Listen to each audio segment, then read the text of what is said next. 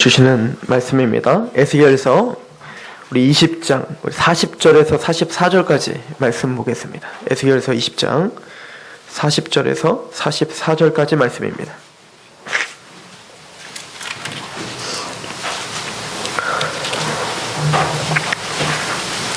에스겔서 20장 40절에서 44절까지 말씀 봉독하시며 하나님의 음성으로 믿으시길 소망합니다. 40절입니다. 시작. 주 여호와의 말씀이니라. 이스라엘 온 족속이 그 땅에 있어서 내 거룩한 산 곧 이스라엘의 높은 산에서 다 나를 섬기리니 거기에서 내가 그들을 기쁘게 받을지라. 거기에서 너희 예물과 너희가 드리는 첫 열매와 너희 모든 성물을 요구하리라. 내가 너희를 인도하여 여러 나라 가운데에서 나오게 하고 너희가 흩어진 여러 민족 가운데서 모아낼 때에 내가 너희를 향기로 받고 내가 또 너희로 말미암아 내 거룩함을 여러 나라의 목전에서 나타낼 것이며 내가 내 손을 들어 너희 조상들에게 주기로 맹세한 땅 곧 이스라엘 땅으로 너희를 인도하여 드릴 때에 너희는 내가 여호와인 줄 알고 거기에서 너희의 길과 스스로 더럽힌 모든 행위를 기억하고 이미 행한 모든 악으로 말미암아 스스로 미워하리라.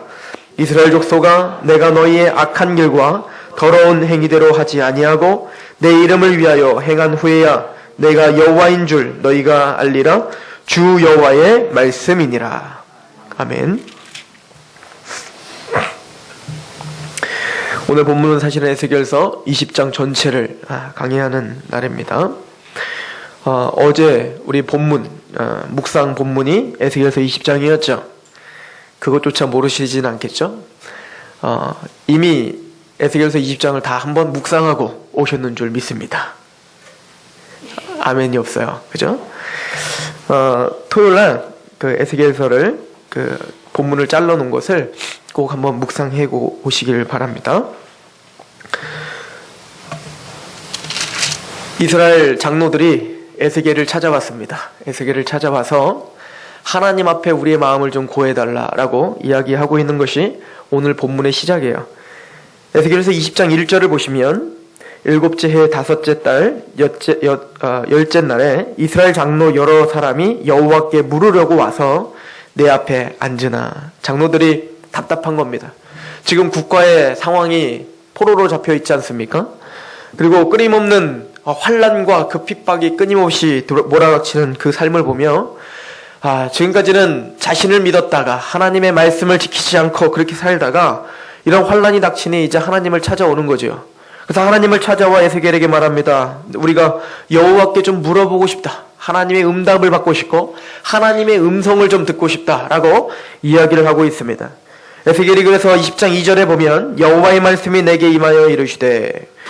아마 에스겔이 하나님 앞에 나아가 하나님, 이 장로들이, 이 지도자들이 하나님을 찾습니다. 하나님께 하나님의 뜻을 구하기를 갈망하고 있는 것 같습니다 라고 말했을 때 여호와께서 대답은 이거였어요. 3절에 인자야 이스라엘 장로들에게 말하여 이르라. 주 여호와께서 이렇게 말씀하셨느니라. 너희가 내게 물으러 왔느냐? 내가 나의 목숨을 걸고 맹세하거니와 너희가 내게 묻기를 내가 용납하지 아니하리라. 난 너희에게 대답을 줄 수 없다. 난 너희의 물음에 나는 너희에게 응답할 수 없다라고 전하라는 거야. 우리가 하나님 앞에 답답함을 가지고 우리의 상황을 하나님께 가지고 토로하며 나가고 싶을 때 응답함이 없고 하나님이 내가 너에게 절대 응답함을 줄 수 없다라고 한다면 이것만큼 비극이 어디 있겠습니까? 근데 지금 이스라엘의 지도자들이 그런 비극 앞에 서 있는 거 아닙니까?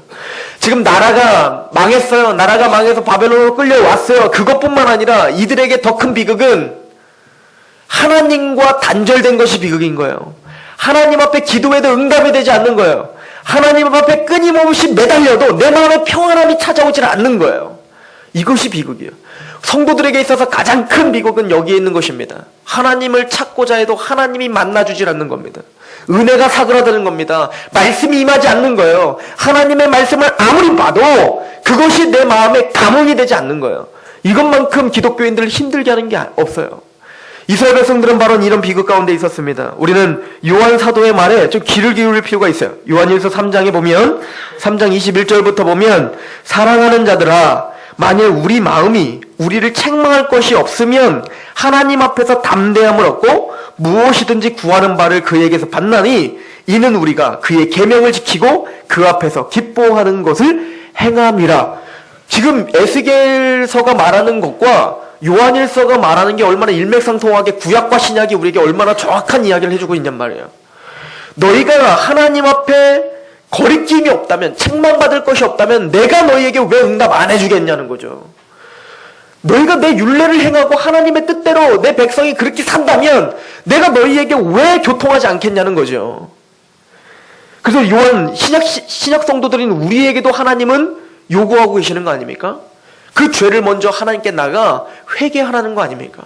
우리 죄를 하나님께 가지고 나아가 내가 하나님이여 이 범죄를 했습니다를 인정하라는 거 아닙니까? 그런데 그 당시 이스라엘 백성들은 뭡니까?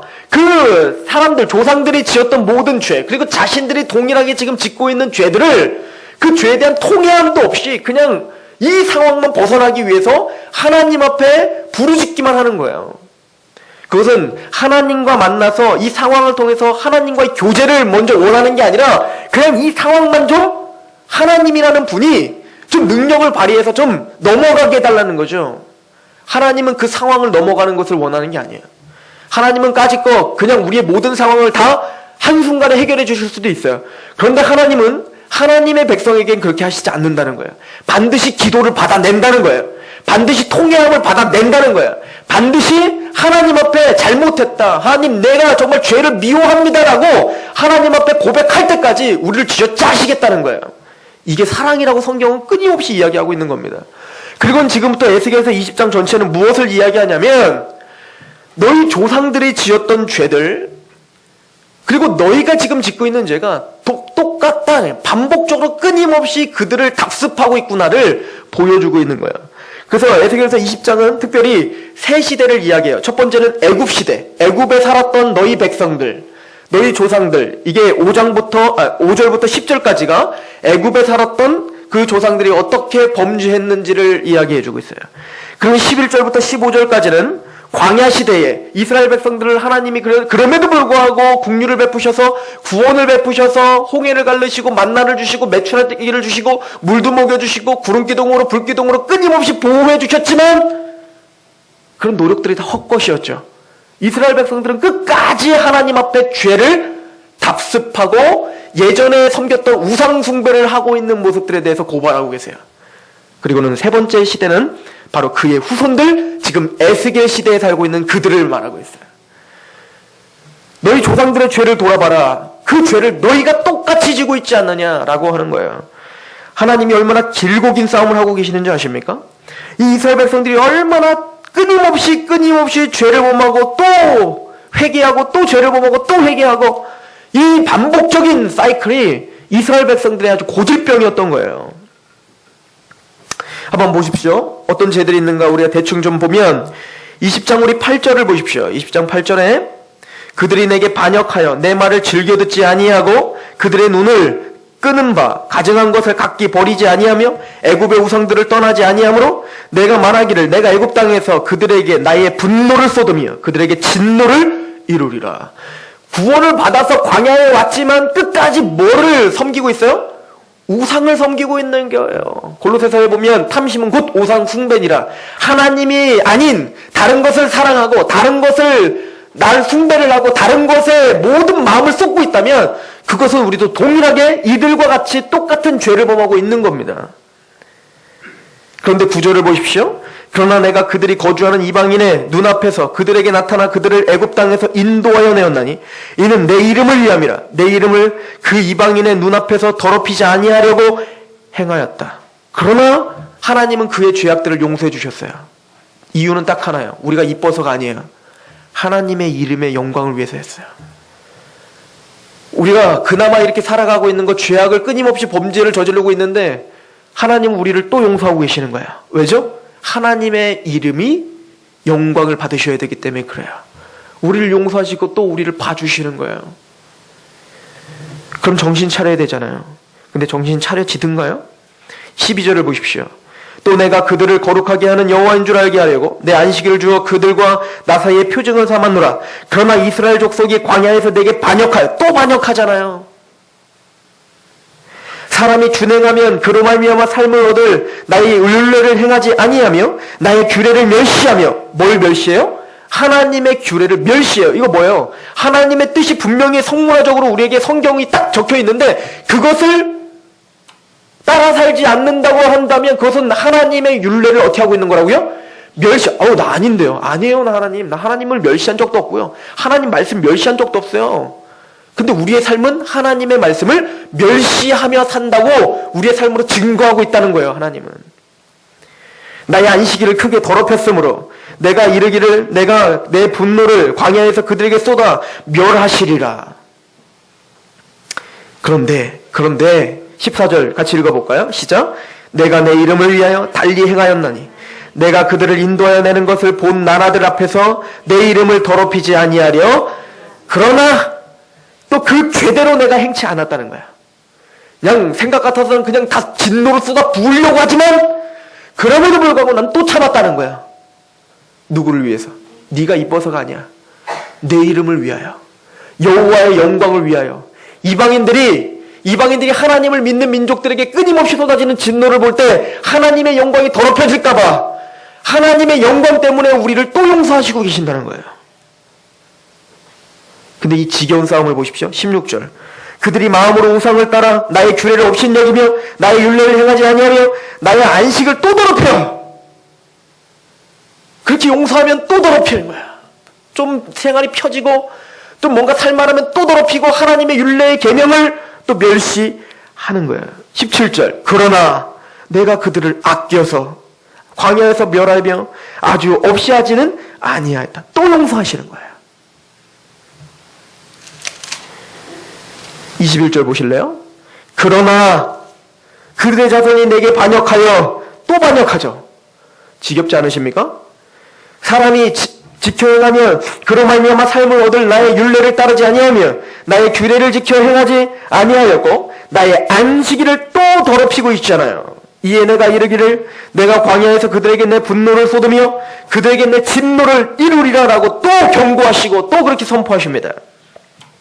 근데 22절 또 뭐가 나올까요? 내가 내 이름을 위하여, 누구의 이름을 위하여? 하나님 여호와의 이름을 위하여 내 손을 막아 달리 행하였다. 이렇게 한 거예요. 하나님이 또 범죄하는 걸 보고 이놈의 자식이 그러다가 자기가 또 막은 거예요. 참자. 내 영광을 위하여 또 참자. 또 용서하고 또 용서하고 또 용서하는 거예요. 그럼 어떻게 해야 돼요? 24절. 우리는 또 이는 그들이 나의 규례를 행하지 아니하며 나의 율례를 멸시하며 내 안식을 더럽히고 눈으로 그들의 조상들의 우상을 사모함이며. 이 지겨운 싸움이 20장 내내 전개되는 거예요. 이 반복적인 싸움이 이스라엘 전체 역사 속에서 끊임없이 반복이 되는 거예요. 이게 우리의 말이라고 아니라고 할 수 있는 사람이 누가 있습니까? 내 얘기입니다라고 말하지 않는 사람이 누가 있겠습니까?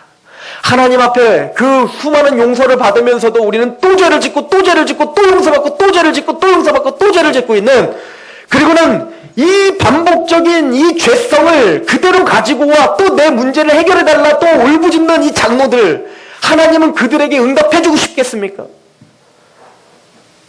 우리가 그런 모습일 수 있다는 얘기인 거죠. 그래서 하나님은 요한 사도를 통해서 말하는 겁니다. 사랑하는 사들아, 만일 우리 마음이 우리를 책망할 것이 없다면 하나님 앞에서 담대함을 얻고 무엇이든지 구하는 바를 그에게서 받나니 이는 우리가 그의 계명을 지키고 그 앞에서 기뻐하는 것을 행함이라. 이스라엘 백성들은 끊임없이 그 세상적인 풍요와 번영의 유혹이 돼서, 그걸 우상숭배인데 그것에 유혹이 돼서 하나님의 율법과 율례를 지키는 것을 포기하며 살았던 거예요. 우리 28절에서 29절을 한번 보시겠습니까? 28절 29절을 보시면 내가 내 손을 들어 그들에게 주기로 맹세한 땅으로 그들을 인도하여 드렸더니 하나님이 구원을 주시고 하나님이 은혜를 주셨더니 그들이 모든 높은 산과 교만입니다. 모든 풍성한 나무를 보고 번영입니다. 거기서 제사를 드리고 분노하게 하는 제물을 올리며 거기서 또 분향하고 전제물을 부어 드린지라. 누구를 예배하고 있냐면 거룩하신 하나님을 예배하는 게 아니라 푸르른 무성한 나무를 예배하고 있는 거예요. 이 푸르른 무성한 나무는 그 당시에 이방 민족들이, 가나안에 살고 있었던 그 민족들이 바알을 섬겼던 곳입니다. 이방 숭배를 했던 곳입니다. 왜 그들은 무성한 나무 밑에서 그렇게 바알을 섬겼을까요? 무성한 나무 밑에서 왜 그렇게 제사를 드렸을까요? 무성한 나무는 부요의 상징이거든요. 번영의 상징이거든요. 내가 배부르고 내가 잘 먹고 잘 사는 상징이거든요. 그들은 그것을 숭배했던 거예요. 그런데 이 하나님의 백성들이 하나님의 이름을 들먹이면서 그 나무, 무성한 나무 밑에서 부유를, 또 그 번영을 제사하고 있더라는 거예요. 이게 오늘날 우리 기독교의 모습일 수도 있어요. 하나님의 이름으로 내가 주님께 기도를 하고 주님께 헌신을 하고 주님께 모든 복종을 하지만 그 모든 목적이 뭐냐면 세상 사람과 다를 바가 없는 것, 이게 번영을 제사하는 우상숭배라고 성경은 끊임없이 지적하고 있는 거예요. 걱정하지 마세요. 우리만 그랬던 게 아니라 지금 얘네들도 계속 그랬다는 거예요. 우리 인생 자체가 그 번영에 사로잡혀서 항상 거기에 목말라 하는 사람들이라는 거죠. 그래서 여호와의 이름을 자꾸 망령되이 일컫는 거예요. 그래서 이 에스겔은 지금 결단을 촉구하는 겁니다. 너희를 스스로 돌아보라고 촉구하고 있는 거예요. 한번 보시겠습니까? 우리 38절을 보십시오. 너희 가운데에서 반역하는 자와 내게 범죄하는 자들 모두 제하여 버릴지라. 그들을 그 머물러 살던 땅에서는 나오게 하여도 이스라엘 땅에는 들어가지 못하게 하리니 너희가 나는 여호와인 줄 알리라. 주 여호와께서 이같이 말씀하셨느니라. 이스라엘 족속아, 너희가 내 말을 듣지 아니하려거든, 하나님의 말씀을 따르지 아니하려거든, 하나님의 율례를 그렇게 값어치게 여기려거든, 가서 각각 그 우상을 섬기라. 솔직하게 난 우상 숭배자입니다 하고 그냥 세상으로 가라는 거예요. 말로는 자꾸 나를 섬긴다고 하고 하나님의 율례를 섬긴다고 하고 하나님 앞에 와서 제물도 드리고 예배도 드리고 모든 걸 다 하는데 그 목적은 번영을 자꾸 예배하고 있다면 스스로 속이지 말라는, 왜 이렇게 힘들게 사냐는 거예요. 지금 하나님은 그러지 말고 니들이 그렇게 좋아하는 세상으로 가라는 거예요. 거기서 그냥 난 하나님 백성 아닙니다, 난 그분 모릅니다, 나는 그냥 세상을 좋아합니다, 난 부자 되고 싶습니다, 나는 내가 잘 먹고 잘 살고 싶습니다 라고 세상처럼 그렇게 똑같이 살지 왜 너희를 속이고 있느냐라고 하나님은 결단을 촉구하는 거예요. 너희를 스스로 돌아봐라 라고 하는 거죠. 그리고 보십시오. 각각 그 우상을 섬기라. 그렇게 하려거든 이후에 다시는 너희 예물과 너희 우상들로 내 거룩한 이름을 더럽히지 말아라. 내 이름 함부로 들먹이지 말아라. 내 이름 들먹여서 자꾸 우상 숭배하면서 거룩한 척하지 말아라. 외식주의를 타파해라. 이 얘기인 거예요. 하나님은 신앙을 점검하라고 하는 겁니다. 너희가 진짜 우상 숭배자냐 아니면 여호와를 숭배하고 있는 자냐, 선택하라는 거예요. 무서운 얘기 아닙니까? 오늘날 우리에게 강하게 주는 메시지입니다. 하나님은 이런 끊임없는 음성을 우리에게 허락하십니다. 하바국이라고 하는 선지자가 있죠. 이 하바국이 하나님의 말씀을 맡아 대언했을 때 시대는 북이스라엘과 남유다가 아직 멸망하지 않았지만 타락의 길을 한창 걷고 있을 때예요. 그러니까 이제 좀 있으면 하나님의 그 강력한 심판이 몰아닥칠 그때에 하나님은 하바국에게 메시지를 주십니다. 근데 하바국은 의인입니다. 그래서 하바국은 자신을 의인이라고 칭해요. 그래서 하바국의 부르짖음은 이런 거예요. 하나님, 이놈의 백성들이 하나님을 섬긴다고 하면서도 의인인 내가 하나님의 말씀을 제대로 선포만 하면 이 의인인 나를 좀 핍박합니다. 얘네들이 지들이 잘못한 거 하나님의 율례를 버리고 주님의 뜻 가운데 살지 못하는 그 이스라엘 백성들이 그것 때문에 멸망하는 건데 그거 깨닫지 못하고 자꾸 의인인 나를 핍박합니다. 억울합니다. 이런 거예요. 우리 하바국의 소리를 한번 들어보시겠습니까? 하바국서 가보겠습니다. 1장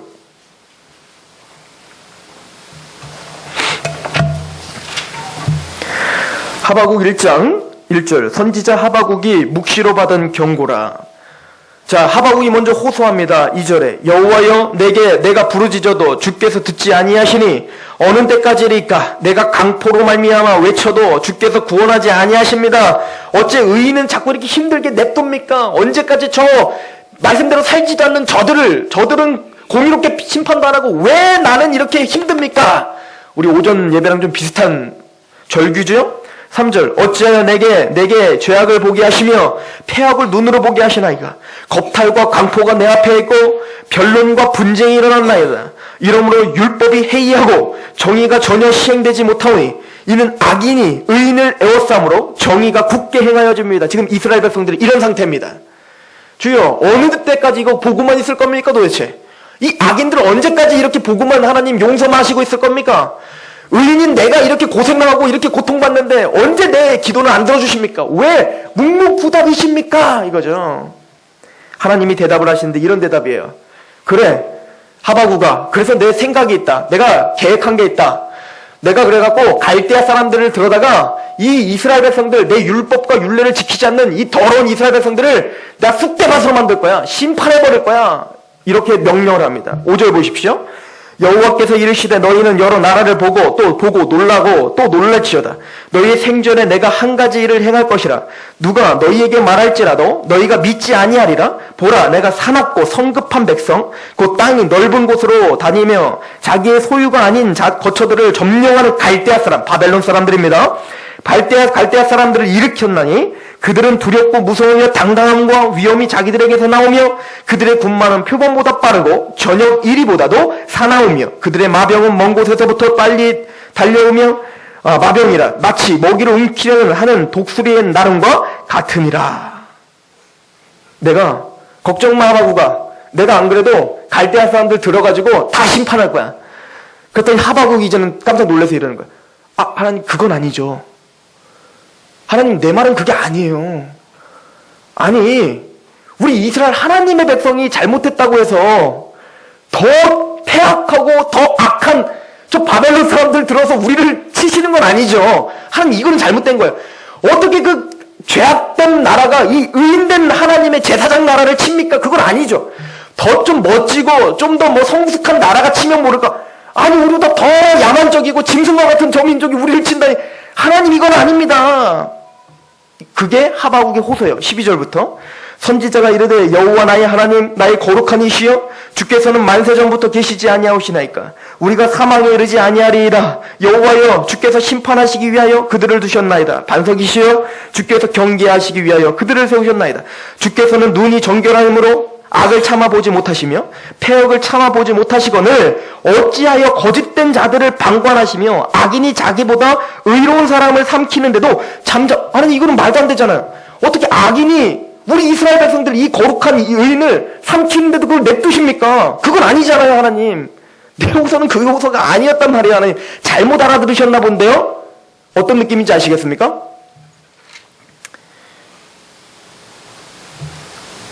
왜 더러운 바벨론, 왜 이방 사람들을 통해서 우리를 힘들게 하는 겁니까? 하나님 그것도 아니죠.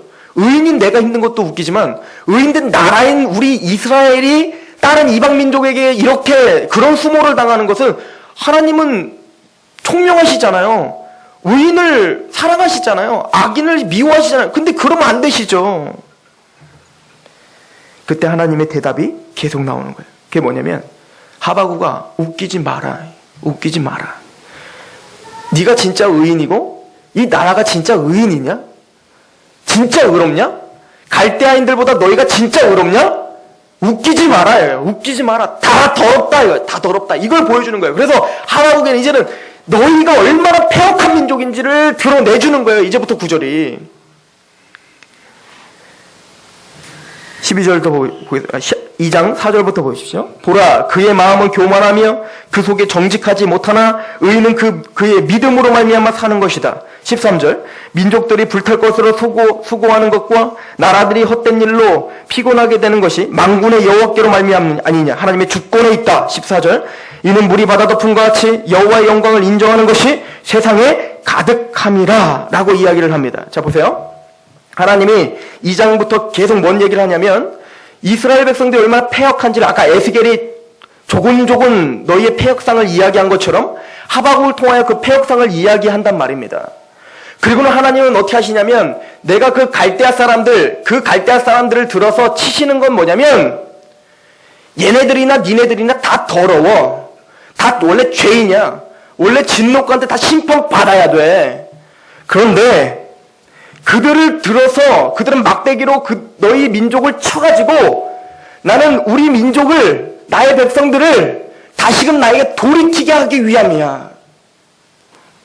그래서 물이 바다 덮음과 같이 여호와의 영광을 인정하는 것이 이 민족 가운데 가득하게 되는 것, 이것을 목적으로 나는 갈대아 사람들 들어서 그렇게 힘들게 징계 하고 그들을 심판할 수밖에 없어 라고 이야기하는 거예요.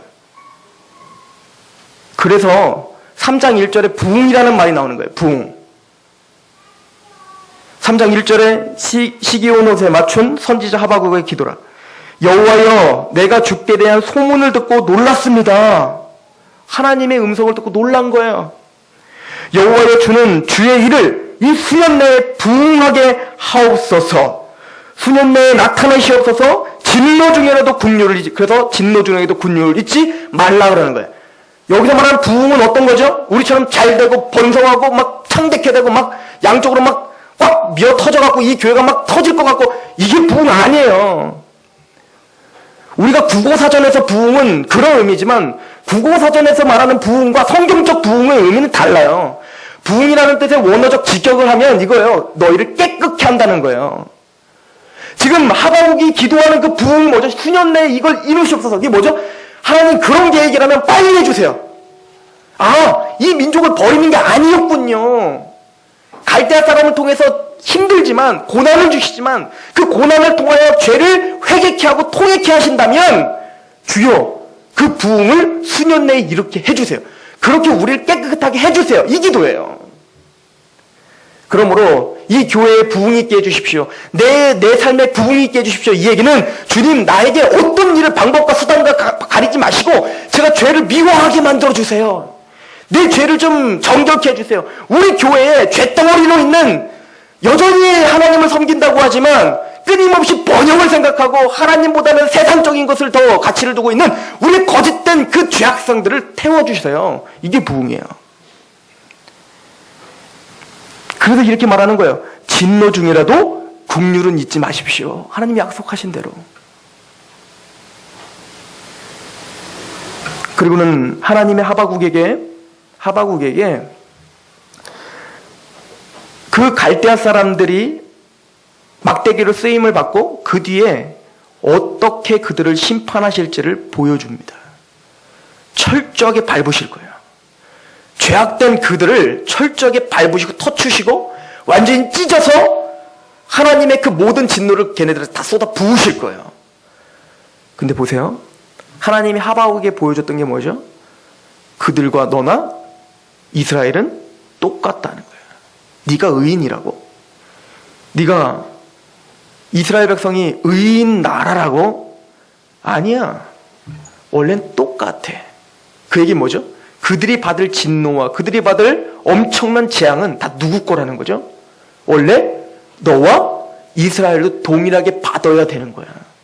착각하지 마. 웃기지 마. 그리고는 그 철저하게 짓밟는 하나님의 진노를 보고 하박국이 뭐라고 고백하는지 보십시오. 하박국 3장 보세요. 3장 16절에 보면 내가 들었으므로 내 창자가 흔들렸고 그 목소리로 말미암아 내 입술이 떨렸습니다. 너무너무 겁난 거예요. 하나님의 진노와 하나님의 심판이 너무너무 무섭다는 것을 본 거예요. 하박국은. 그렇구나. 하나님의 형벌은 우리가 감히 측량할 수 없는 강력한 형벌이겠구나. 지금은 세상이 좋아 그렇게 세상처럼 그렇게 살고 있지만 그들이 받을 형량은 지옥 있대. 이거는 지옥을 모르는 얘기예요. 지옥 형벌이라고 하는 것을 제대로만 한다면 창자가 떨린다는 말은 그 앞에서 아무 말도 할 수 없을 만큼 압도되는 두려움 가운데 휩싸인다는 얘기예요. 우리는 그런 두려움을 몰라요. 하나님의 백성이 아닌 다른 백성들이 받을 그 진노가 뭔지를 우린 몰라서 우리가 이렇게 넋놓고 사는 것뿐이지 하박국은 그걸 본 겁니다. 그 진노가 얼마나 두려운지를. 그래서 그러면 하박국에 주셨던 메시지는 뭡니까? 오직 너희는 믿음으로 말미암아 살리라. 이게 뭐죠? 하나님이 너희에게 믿음을 주셨고 하나님이 너희를 그럼에도 불구하고 너희를 살리시고 징계하시고 끊임없이 죄와 타협하지 않게 하시는 은혜가 있는 거다 이거예요. 그래서 끝내는 지금 세상에서는 그들을 통하여 너희가 고난을 받는 것 같으나 그것은 장차 올 하나님의 심판을 면제할 하나님의 은혜라는 것을 그때서야 깨닫게 될 거라는 거죠. 그 두려움 앞에 섰더니 우리의 표현대로 하면 예수 그리스도로 말미암아 내가 구원받았다는 것이 얼마나 큰 은혜인지를 깨닫게 되는 거예요. 그래서 하박국이 뭐라고 바로 이런 진노를 보고 이들과 똑같이 난 죄인인데 하나님의 은혜로 내가 믿음으로 의롭다함을 받게 된 건 이것이 얼마나 큰지 그 감격 가운데 고백한 게 뭐냐면 우리가 잘 아는 거예요. 17절 비록 무화과 나무가 무성하지 못하며 포도나무에 열매가 없으며 감람나무에 소출이 없으며 밭에 먹을 것이 없으며 우리에게 양이 없으며 외양간에 소가 없을지라도 세상 사람들이 그렇게 쫓아다니는 번영이 내게 없어도 지금 당장 내 은행에 돈이 없어도 나는 여호와로 말미암아 즐거워하며 나의 구원의 하나님으로 말미암아 기뻐하리라. 이거 왜요? 구원이 얼마나 큰 건지 알게 된 거예요. 그렇구나. 내가 받은 구원이 얼마나 큰 줄을 깨닫게 된 거야. 무화과 나무 옆에 소출이 하나도 없어도 내 재산이 다 없어져도 그래도 나는 기뻐할 수밖에 없는 자구나. 그들과 똑같이 나는 그렇게 짓밟힘을 받아야 됐을 텐데 그 아들을 내어주시기까지 나를 구원하셨다? 그것이 구원의 감격입니다. 에스겔서는 지금 그 얘기하고 있는 거예요. 너희가 반복적으로 죄를 짓고 있지만 하나님은 용서하시고 또 반복적으로 죄를 짓고 또 용서하시고 징계하시고 또 용서하시고 또 징계하시고 또 용서하시고 왜 이렇게 우리를 고달프게 하십니까? 무엇을 보게 하시는 겁니까?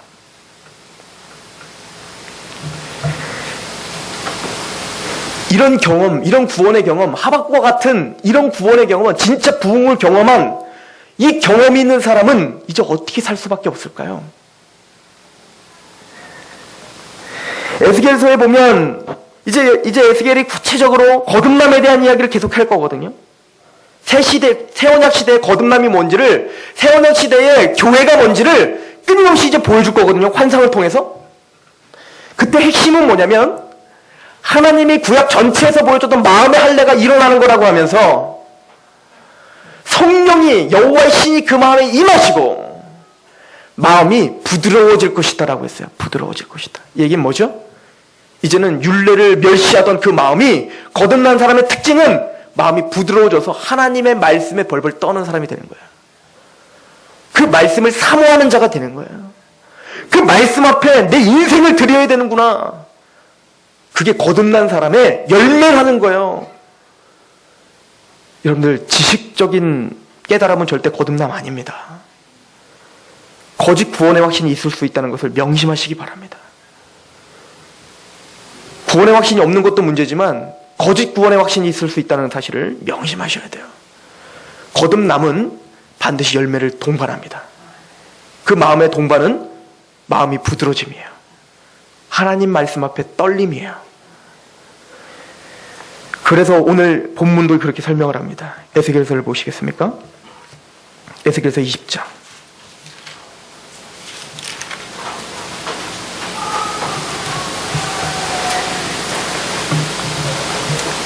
(20장) 40절부터 보면 주 여호와의 말씀이니라. 이스라엘 온 족속이 그 땅에 있어서 내 거룩한 산 곧 이스라엘의 높은 산에서 다 나를 섬기리니 그날이 올 거예요. 부흥의 날이 올 거예요. 다시금 마음이 가난해져서 부드러워져서 하나님을 제대로 섬기고 하나님의 율례를 사랑할 날이 올 거예요. 거기에서 내가 그들을 기쁘게 받을 것이라. 그때는 우리를 어떻게 하시겠다는 거예요? 기뻐하시겠다는 거예요. 이건 구원받은 우리를 가리키는 겁니다. 예수 그리스도로 말미암아 그 구원의 감격이 얼마나 큰지를 깨닫는 우리를 기쁘게 받으실 거예요. 거기에서 너희의 예물과 너희가 드리는 첫 열매와 너희의 모든 성물을 요구하리라. 하나님은 요구하십니다. 41절 내가 너희를 인도하여 여러 나라 가운데서 나오게 하고 너희가 흩어진 여러 민족 가운데서 모아낼 때에 내가 너희를 향기로 받고 내가 또 너희로 말미암아 내 거룩함을 여러 나라의 목전에서 나타낼 것이며 우리를 산제물로 받겠다는 거예요. 여러분, 이건 구약 얘기가 아니에요. 이건 신약에서 동일하게 하고 있는 얘기잖아요.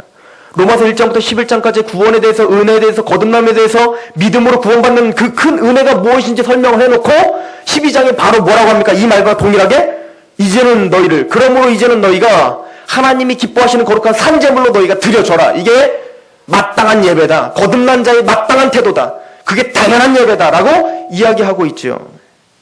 산제물이 되는 거예요. 42절, 내가 내 손을 들어 너희 조상들에게 주기로 맹세한 땅, 곧 이스라엘 땅으로 너희를 인도하여 드릴 때에 너희는 내가 여호와인 줄 알고 거기서 너희의 길과 스스로 더럽힌 모든 행위를 기억하고 이미 행한 모든 악으로 말미암아 스스로 어떻게 해요? 미워한다. 이게 거듭난 자의 특징이에요. 죄를 미워하는 겁니다. 이게 하나님 나라가 우리 마음에 임한 특징인 거죠.